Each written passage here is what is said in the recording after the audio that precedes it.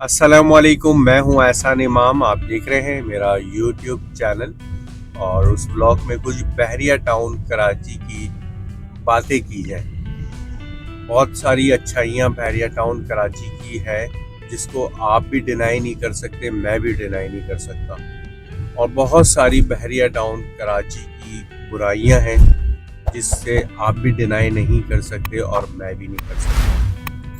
तो आज सोचा कि मार्केट के हवाले से भी कुछ आपको इन्फॉर्मेशन दी जाए, कुछ वेदर के हवाले से भी इन्फॉर्मेशन दी जाए और बहरिया टाउन कराची के फ्यूचर को लेके भी कुछ बात की जाए। ये वीडियो टोटल अराउंड कोई 10 मिनट पर मुश्तमिल होगी और जो ऐसे हजरात जो बहरिया टाउन कराची से रिगार्डिंग कंप्लीट इन्फॉर्मेशन लेना चाहते हैं इस करंट मार्केट सिचुएशन को देखते हुए, उनसे रिक्वेस्ट है कि वो उस वीडियो को पूरा देखें। और जो लोग वेदर के हवाले से या बहरिया टाउन कराची की खूबसूरती के हवाले से इंफॉर्मेशन लेना चाहते हैं वो तो मैं स्टार्ट में आप लोगों के साथ शेयर करूँगा। हम बात शुरू करेंगे बहरिया टाउन कराची की खूबसूरती को लेके। और बहरिया town Karachi no doubt largest society in Pakistan, और इसके साथ साथ बहरिया का जो कह लें कि खूबसूरती का एक आलम है उसको बयान नहीं किया जा सकता। वो आप अल्हम्दुलिल्लाह बहरिया टाउन कराची को आप विज़िट करते हैं, आपने ख़ुद भी अंदाज़ा किया होगा। और बहरिया टाउन बेसिकली मेंटेन रखता है अपनी लश ग्रीनरी एरियाज़ को, जिसकी वजह से इसकी खूबसूरती में ना 4 चांद आप कहते हैं कि उसमें लग चुके हैं। और as per compare to city और बहरिया वेदर की भी अगर हम बात करें तो ऑलमोस्ट मैंने जो अपने तौर पे नोट डाउन किया वो ये है कि तकरीबन 30 to 20% as per compare to city weather जो है चेंज होता है बहरिया टाउन कराची के अंदर का और बहरिया टाउन कराची के 20 to 10 किलोमीटर डिस्टेंस के बाद। अच्छा, बहरिया में मैं all over real estate market से रिलेटेड भी हम बात करेंगे, लेकिन हम थोड़ा सा वेदर से रिलेटेड अभी बात करना चाहेंगे क्योंकि वेदर बहुत अच्छा है। और सुबह 9:15 बजे का टाइम हो रहा है। आप मेरी सामने स्क्रीन पर राडो घड़ी जो कि बहरिया टाउन कराची में बड़ी खूबसूरत सी लगाई गई है, उस पर मेंशन भी है। अच्छा, हम बात ये कर रहे थे कि वेदर क्यों चेंज है कराची और बहरिया का।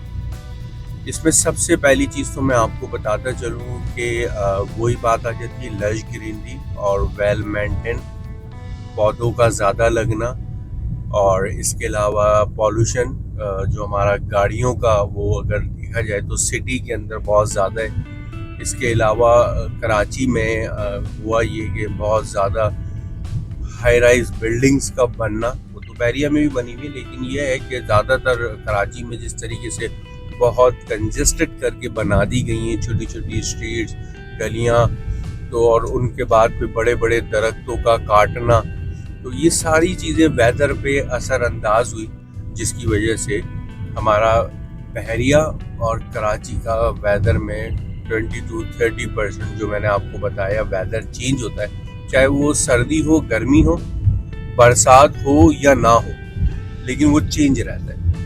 बहरहाल ऑब्वियसली ये नई सोसाइटी है बहरिया टाउन कराची, और लेट्स सी के आने वाले कई सालों में बहरिया टाउन कराची कैसा होगा।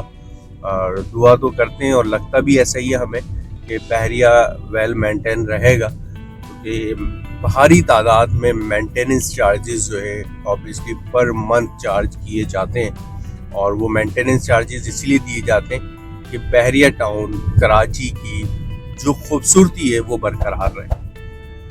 अब हम बात कर लेते हैं बहरिया टाउन कराची की रियल इस्टेट मार्केट क्यों इतनी ज़्यादा डाउन हो गई, क्या इसके पीछे वजूहात हैं, क्या मामलात हैं, कौन से ऐसे अनासिर लोग हैं जिन लोगों की चाहत है कि बहरिया टाउन कराची जैसी सोसाइटी हमारे पाकिस्तान में ना बने, ना कामयाब हो।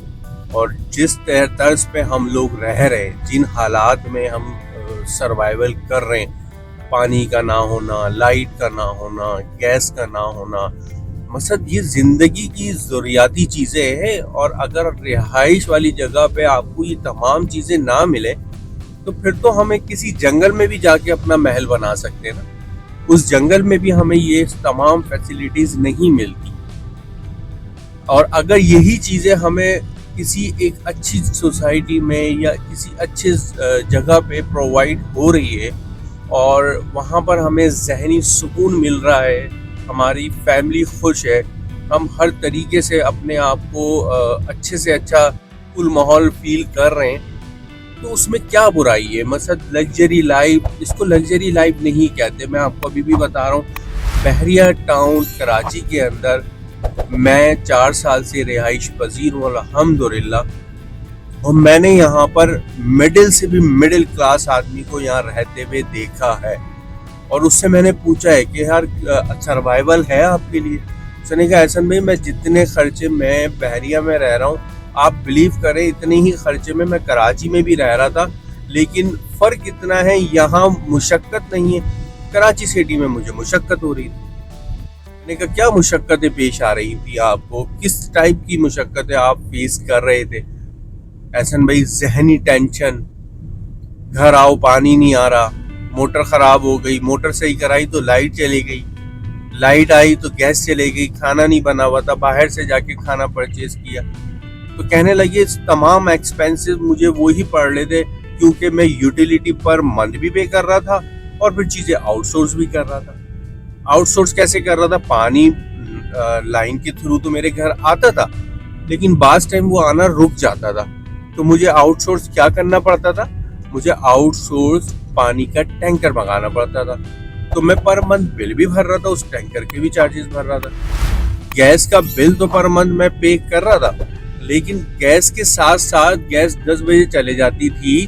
اگر کسی بنا پہ ہم لیٹ ہو گئے، کھانا نہ بنا سکے، تو مجھے سلنڈر لا کے گھر پہ رکھنا تھا اور اس کے بعد جا کے پھر میں نے اپنا کھانا بنانا تھا، یا پھر میں باہر ہوٹل سے منگاتا. تو اگر میں اس چیزوں کو کمپیئر کروں ابھی کی لائف اسٹائل سے، تو میں سمجھتا ہوں یہاں تو ساری چیزیں سیٹل ہے نا. مجھے آؤٹ سورس کچھ نہیں کرنا، مجھے بحریہ پرووائڈ کر ہی رہا ہے تمام چیزیں. بہرحال ریئل اسٹیٹ مارکیٹ میں سمجھتا ہوں بحریہ ٹاؤن کراچی کی 99%، 100% تو کچھ بھی نہیں ہوتا، 99% آپ دیکھیے گا اس بحریہ ٹاؤن کراچی کی ریئل اسٹیٹ مارکیٹ اتنا شوٹ کرے گی کہ آپ لوگ اپنے ذہن میں اپنے بچوں سے، اپنے فیملی ممبر سے ہی باتیں کریں گے. کچھ بحریہ ٹاؤن کراچی میں چیز خرید لیتا، مجھے اتنے کی مل رہی تھی اور میں نے نہیں لی. تو بتانے کا مقصد، سمجھانے کا مقصد، ریئلٹی کی بات ہی بتا رہا ہوں آپ سے. میں ہرگز آپ سے کوئی خیالی بات نہیں کر رہا کہ ایسا ہوگا اور ایسا ہو جائے گا.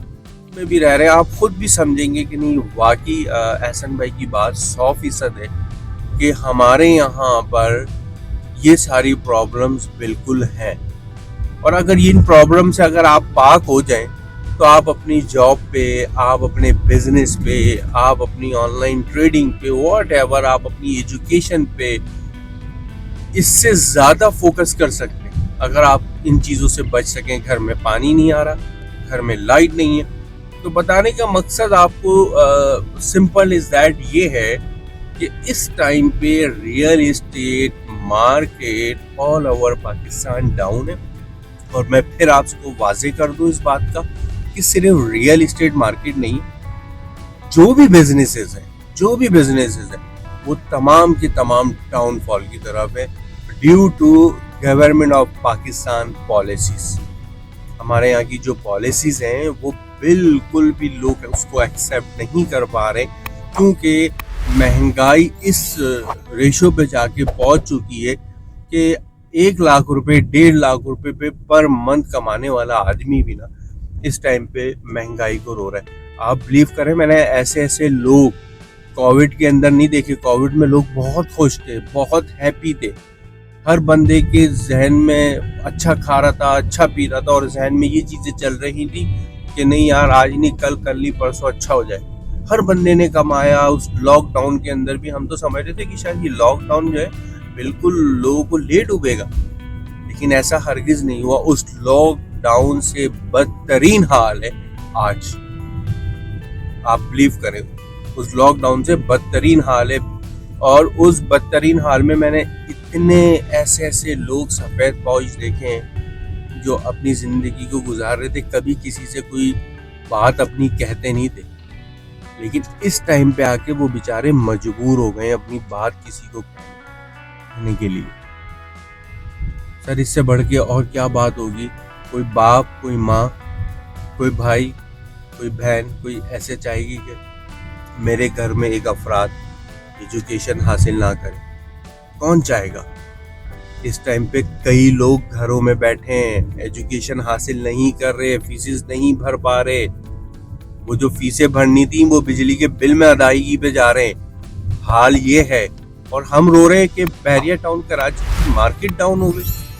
جب ہمارے پاس کیپٹل ہی نہیں ہوگا کھانے پینے کے لیے تو کون آ کے آپ کا فلیٹ لے گا, کون آ کے آپ سے پلاٹ لے گا, کون آ کے آپ سے بائنگ کرے گا کسی کمرشل پروجیکٹ میں, واٹ ایور, مطلب جو بھی چیزیں ہیں. ہم ان چیزوں کو تو ریئلائز کریں نا کہ ہوا کیا ہے. ہم یہ سوچتے ہیں کہ یار یہ پروجیکٹ فیل ہے. فیل نہیں ہے. آج بھی بحریہ ٹاؤن کراچی میں اگر رقبے کے حساب سے میں بات کروں تو 30% آبادی رہ رہی ہے اور اپنا ذہنی سکون حاصل کر رہی ہے بحریہ ٹاؤن.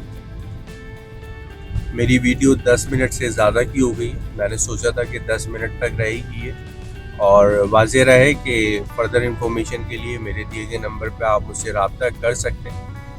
اور میں سمجھ سکتا ہوں آپ کا ٹائم بہت قیمتی ٹائم ہے. یہ جتنا ٹائم آپ مجھے دیتے ہیں یہ بھی بہت آپ لوگوں کا شکریہ. میں انشاءاللہ پھر حاضر ہوں گا ایک نئے میسیج کے ساتھ. اجازت چاہتا ہوں. السلام علیکم.